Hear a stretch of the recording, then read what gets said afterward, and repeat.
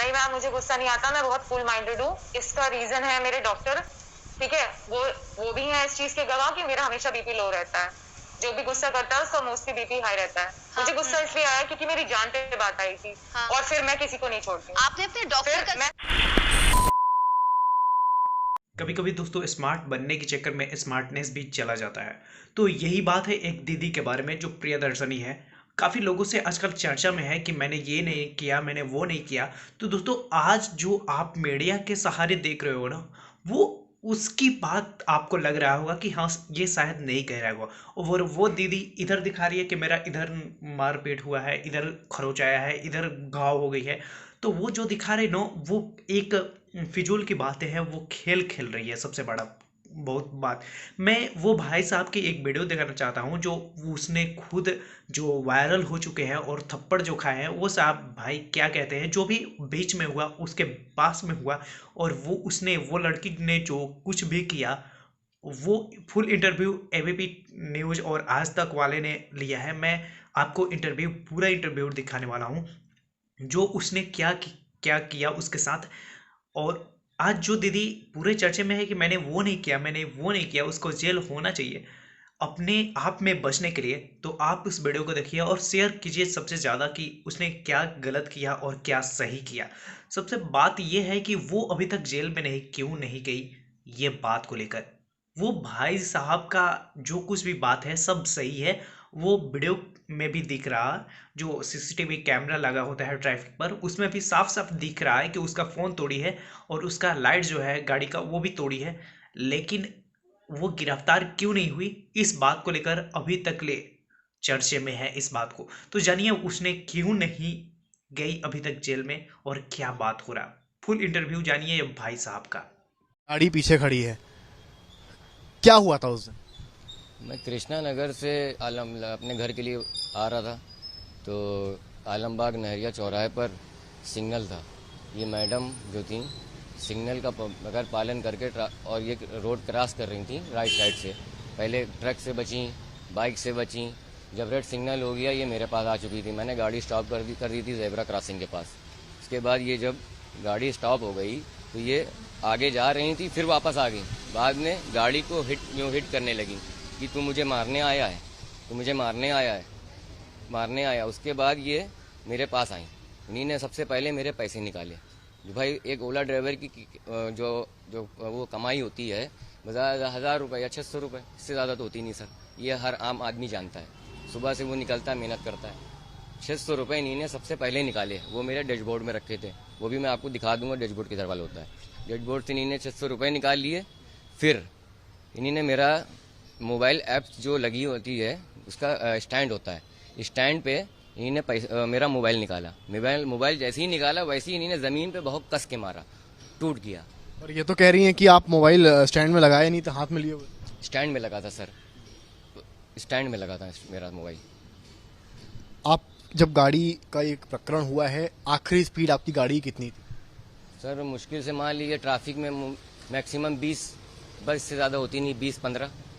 अभी बातचीत करते हुए प्रियदर्शनी ने बताया कि उस वक्त रेड लाइट थी और गाड़ी की स्पीड आपकी 30 से 40 थी। नहीं ऐसा कुछ नहीं सर, ये आप खुद देख रहे हैं। जब रेड लाइट सिग्नल होता है, ट्रैफिक है, वहाँ पे 30-40 की स्पीड कहाँ से जाएगी।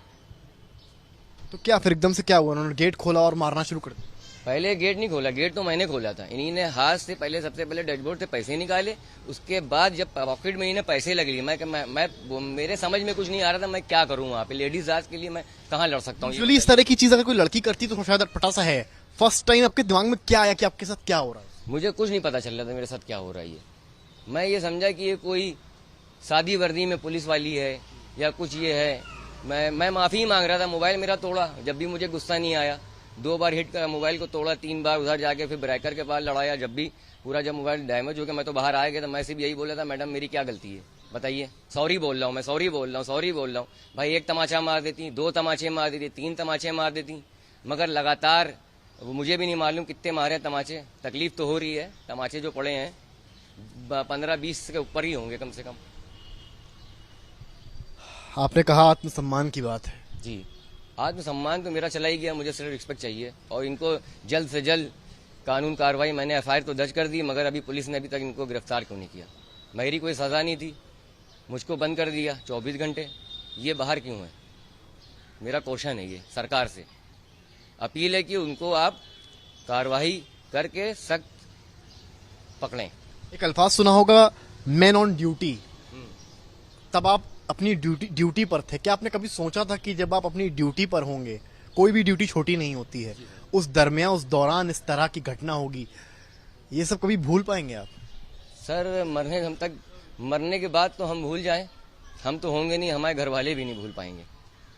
समझ लीजिए आप, ये लाइफ पूरी मेरी तो खराब हो गई है।